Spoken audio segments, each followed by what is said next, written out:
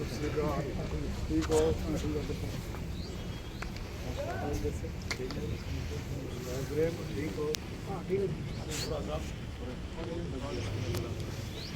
Sir. नमस्कार नमस्कार नमस्कार सर। रामम शिव नमस्कार सर।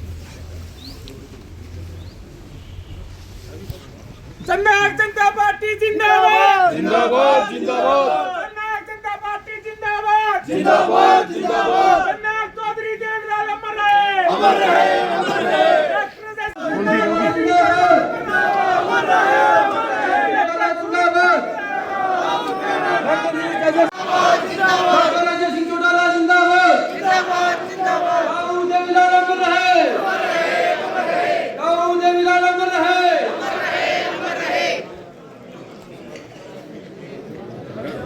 हमारे बीच में पार्टी के राष्ट्रीय अध्यक्ष माननीय डॉक्टर जगदीश चौटाला जी, हरियाणा प्रदेश के भावी मुख्यमंत्री भाई जगदीश चौटाला जी पहुंच चुके हैं। विधायक जी नमस्कार। नमस्कार जी डांडा जी। नमस्कार करते हैं सभी साथियों से निवेदन करता हूं, तालियां बजा कर सभी साथी स्वागत करें। भाई सभी साथियों से निवेदन है कि वो अपना चेयर पर बैठने का कष्ट करें। सभी से निवेदन है हमारा, जो भी साथी पूरा का कष्ट न करें, सभी से मेरा हाथ जोड़ के निवेदन है कि पीछे कुर्सियां खाली है, आप वहां बैठने का कष्ट करें। जो भी साथी बाहर लंच ले रहे हैं, लंच लेके जल्दी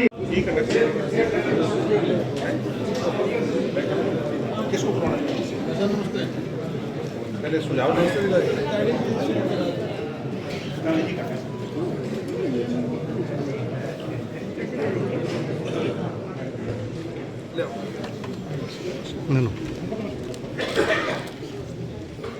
बहुत बहुत धन्यवाद। मेरे साथ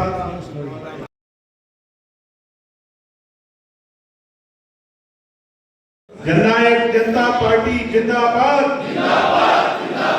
जननायक जनता पार्टी जिंदाबाद, जननायक चौधरी देवीलाल जी अमर रहे, युग पुरुष चौधरी देवीलाल जी अमर रहे, बाबा साहब अमर रहे, संविधान निर्माता अमर रहे, डॉक्टर अजय सिंह चौटाला जी जिंदाबाद, राष्ट्रीय अध्यक्ष डॉक्टर अजय सिंह चौटाला जी जिंदाबाद, हरियाणा पूर्व मुख्यमंत्री दुष्यंत चौटाला जिंदाबाद।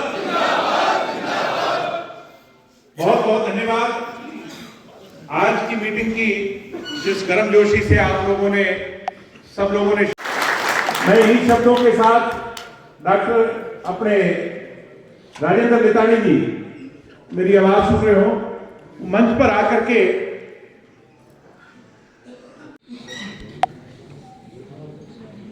बहुत ही आदर और मान के लोग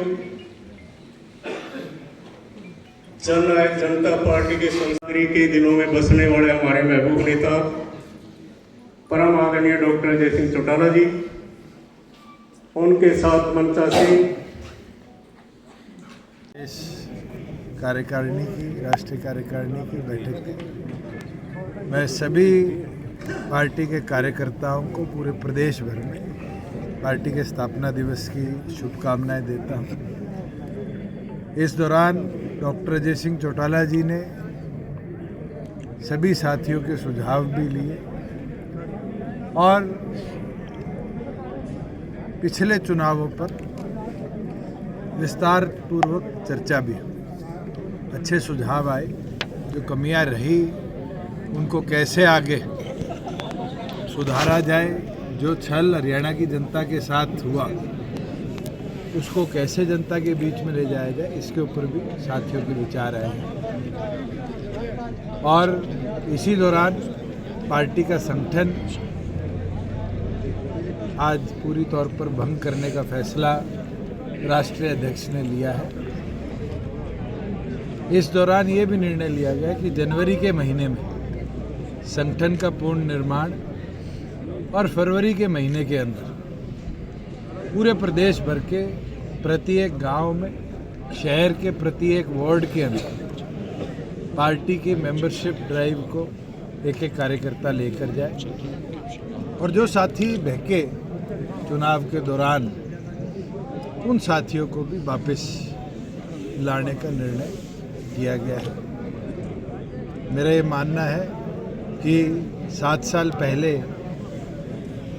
जिस जोश के साथ साथियों ने संगठन की शुरुआत करी थी, आगामी महीनों के अंदर मेहनत कर उससे ज़्यादा जोश पूरे प्रदेश में कार्यकर्ताओं का हम मिलकर लाने का काम करेंगे और एनर्जी के साथ मैदान में उतरकर पार्टी संगठन को आगे बढ़ाने का काम करेंगे।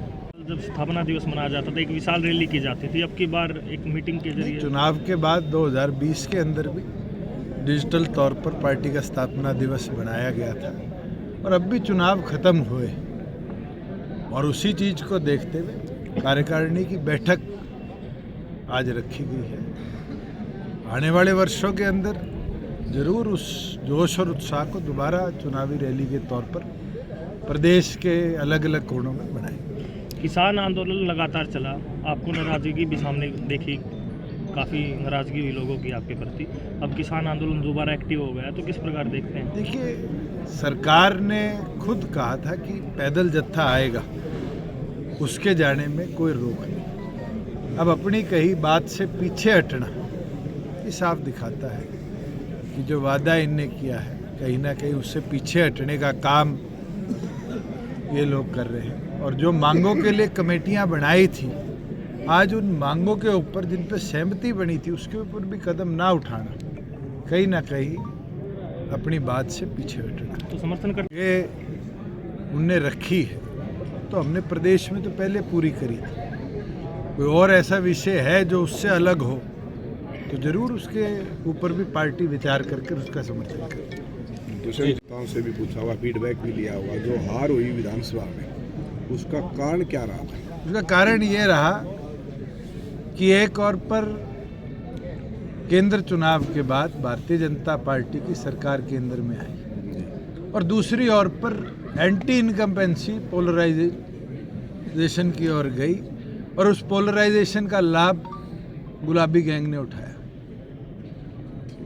और आज हरियाणा के आम जनमानस से आप पूछोगे तो कहीं ना कहीं पुत्र मोह और गुलाबी गैंग की महत्वाकांक्षा ने प्रदेश की जनता को एक बहुत बड़ा धोखा दिया है और उसके ऊपर बहुत से लोग भ्रमित भी हुए।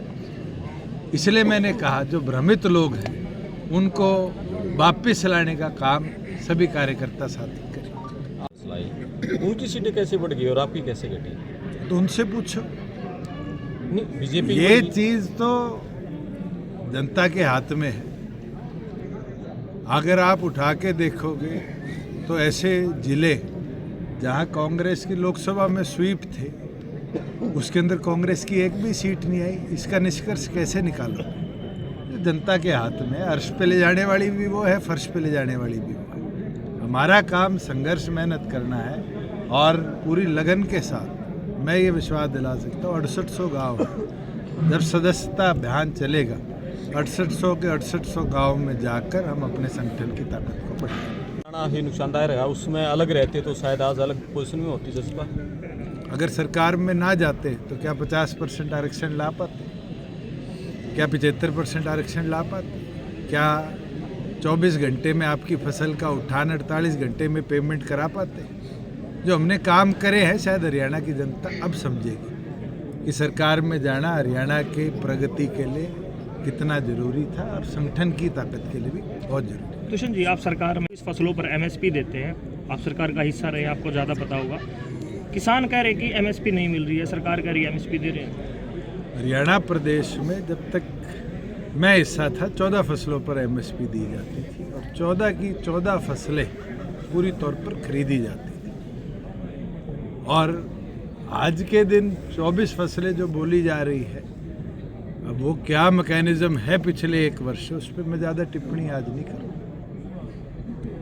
जो आपका कोर वोट बैंक था जो चुनाव में खिस गया अब आपसे, क्या रोड मैप बनाया है, पूरा रेस्ट किया है आपने कि दोबारा? हम हर गांव में 10 युवाओं को, हमारा कोर वोट बैंक युवा था और वही खिसका है। हर गांव में जब मेंबरशिप ड्राइव चलाएंगे 10 युवाओं को गांव से पार्टी के संगठन के साथ 18 से 25 साल की आयु के बीच के को जोड़ने का काम करेंगे और उसको ताकत के साथ अगले 5 साल संघर्ष के मैदान में सरकार की कुनीतियों के खिलाफ उतारे। आपने ये कहा कि लोग इस बार गुलाबी गैंग की उसमें चले गए, वो जो लोग उधर गए हैं उनको अपनी तरफ लाने के लिए तो आने शुरू हो जाएंगे। उम्मीद आएंगे। आप खुद बताओ जींद में क्या चर्चा है? अगर जींद के अंदर कांग्रेस एक सीट जीतती है तो कहीं ना कहीं जनता ने उसी गुलाबी गैंग को झटका दिया है जिसको नरवाना भी जिताई थी लोकसभा में और अब हराई। आप आंकड़े उठाकर देखो, आंकड़े बहुत कुछ बोलते हैं। रिजल्ट के बाद लगातार विपक्ष बड़ी होती है। पहली चीज तो यह बताओ, रिजल्ट के बाद विपक्ष का नेता बना है नहीं बना? कांग्रेस मैं तो हैरान हूँ कि महाराष्ट्र का मुख्यमंत्री बन गया मगर कांग्रेस से विपक्ष का नेता नहीं बना। और आज भी आई मी माई सेल्फ पे कांग्रेस टिकी है, मैं नहीं तो कोई नहीं। और उसका नतीजा कांग्रेस ने केवल मात्र हरियाणा में नहीं भुगता, हरियाणा के नतीजों ने महाराष्ट्र में भी उसका नजरिया दिखाया है और अब देश भर में भी दिखाया है।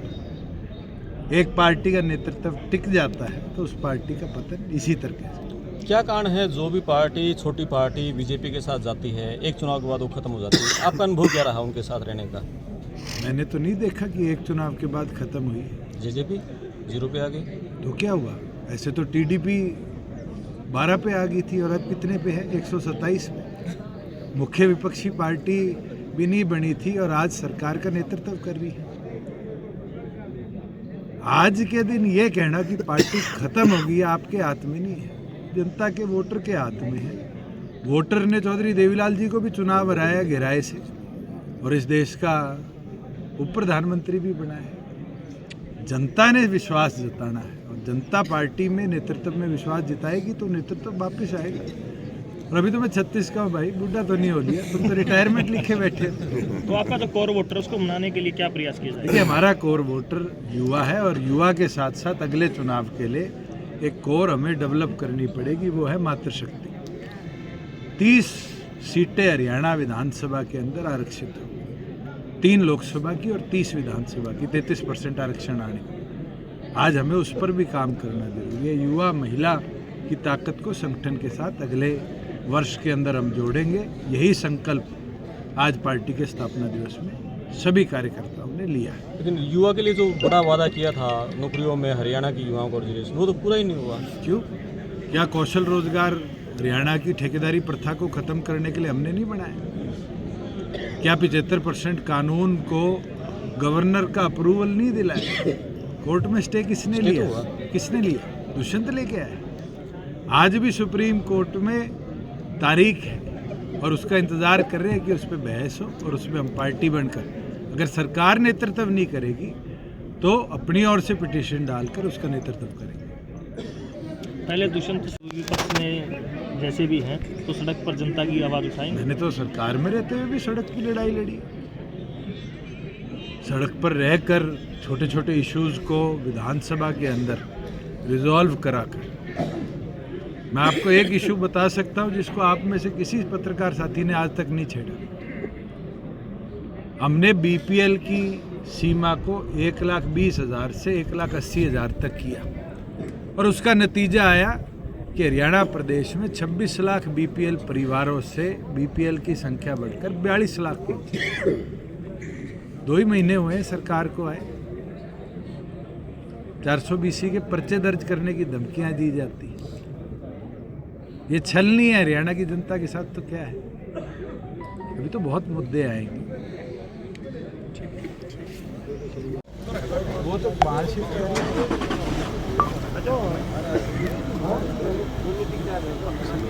क्या आपके मीडिया रूम वाला जो है वो वहाँ